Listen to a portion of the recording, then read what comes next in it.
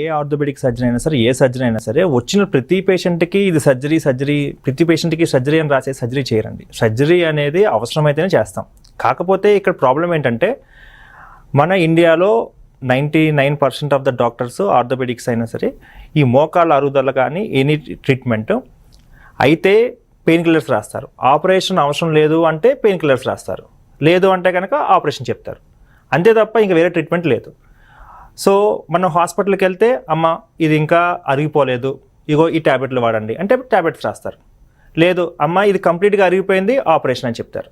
So నేనేమంటానంటే so operation చేయాల్సింది డెఫినెట్గా ఆపరేషన్ చేయాల్సిందే. బట్ మిగతా వేరే పేషెంట్స్ కూడా 90% పేషెంట్స్ కూడా నొప్పితోనే వస్తున్నారు. వాళ్ళకి నొప్పి తగ్గించడానికి చాలా అత్యాధునికమైన ట్రీట్మెంట్స్ వచ్చినాయి.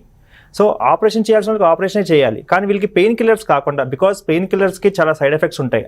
పెయిన్ కిల్లర్స్ అనేవి ఓన్లీ సిమ్టమాటిక్ ట్రీట్మెంట్, అంటే ఆ నొప్పిని తగ్గిస్తాయి తప్ప లోపల ఏమైతే ప్రాబ్లం ఉందో ఆ ప్రాబ్లం తగ్గించవు అనమాట.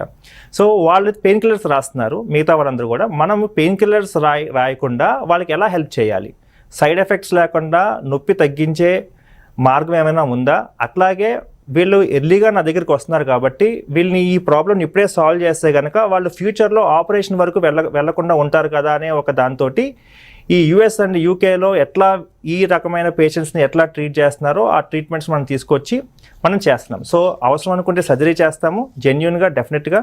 ఒకవేళ కనుక అవసరం లేదనుకుంటే కనుక ఈ కొత్తగా వచ్చిన పద్ధతి ప్రకారం మనం ట్రీట్మెంట్ చేస్తున్నాం.